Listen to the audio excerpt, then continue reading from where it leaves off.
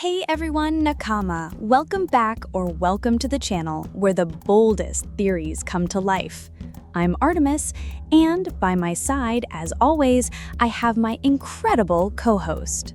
The mythical, the unstoppable, the king of the craziest speculations, Aramis.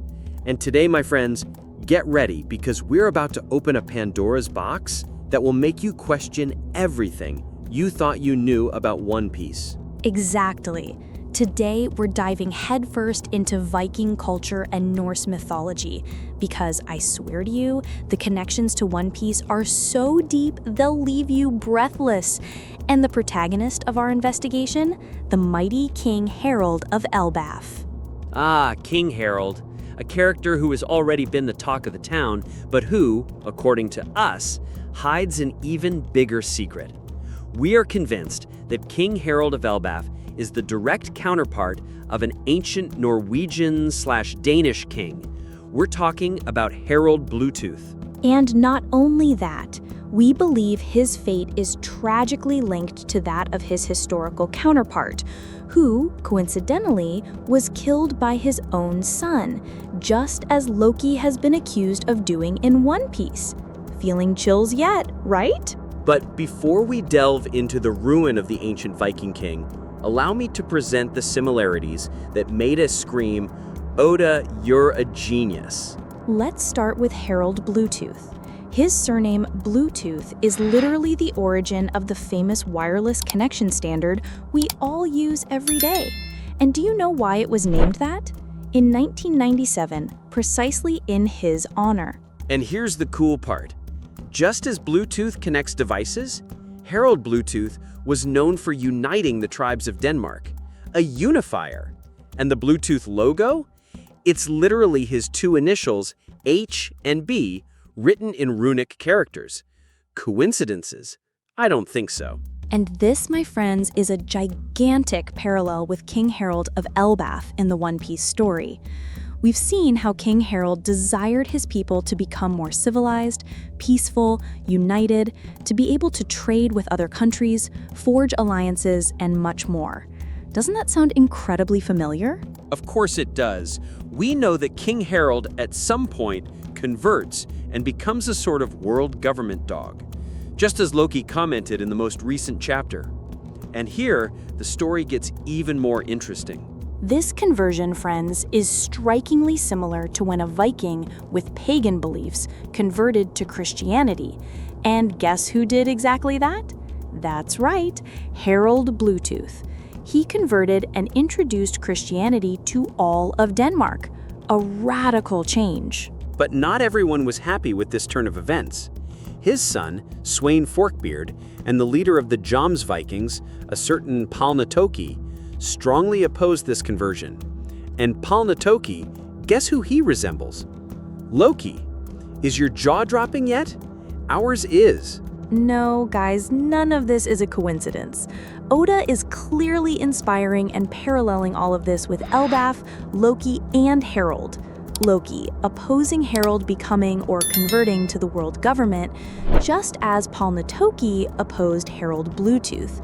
The parallels are too precise to ignore. And there's a detail I didn't mention, but it's crucial. Before Harald Bluetooth converted to Christianity, he first had to be baptized. And who baptized him?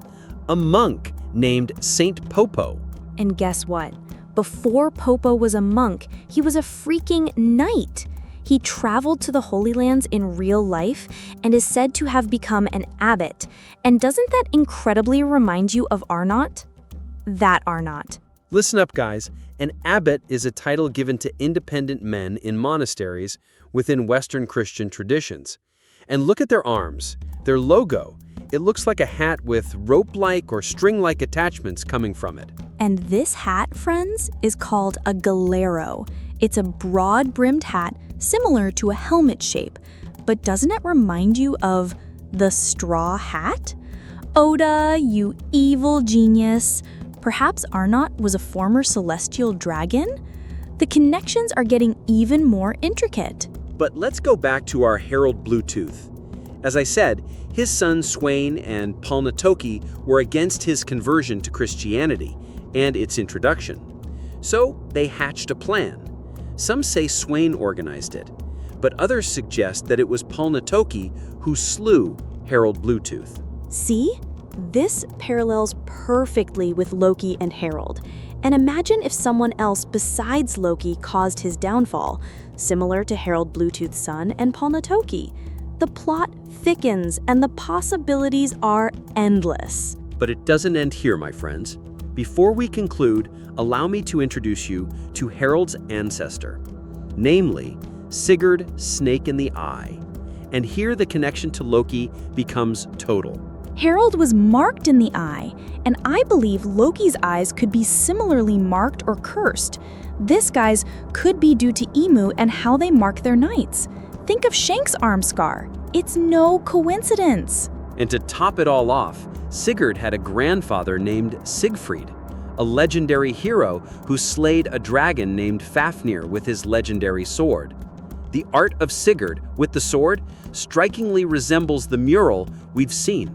Although Loki doesn't have a sword, perhaps Oda could use this element to have Heidrun obtain a legendary sword and maybe perform a combined attack with Loki. Imagine the power! And with that, friends, our minds are completely blown. The evidence is too much, the connections too precise to be a mere coincidence. Oda has woven a complex web, steeped in mythology and history, and we believe we've found a fundamental piece of the puzzle that is one piece. King Harald, Loki, Shanks, Emu, and the history of the Vikings. Everything seems connected. Let us know what you think in the comments below. Did this theory shock you as much as it did us? Did we miss anything? Don't forget to hit that like button if you enjoyed this theory, subscribe to the channel so you don't miss our next videos, and turn on the notification bell. Tell us, are you ready to see Elbaf burn under the fire of an ancient prophecy? Until next time, Nakama, keep sailing with us. Bye!